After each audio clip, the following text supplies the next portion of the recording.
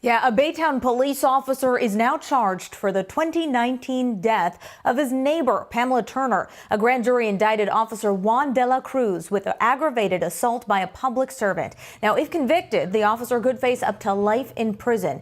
Investigators say Delacruz shot Turner during an encounter outside an apartment building where the two both lived. Delacruz tried to arrest Turner for outstanding warrants. Authorities said during the encounter, Turner grabbed Delacruz's taser, used it against him, and that's when he shot her. Now, a witness caught this all on camera, which garnered national attention. Turner's family and supporters say the officer knew Turner had mental health issues and could have handled the situation differently.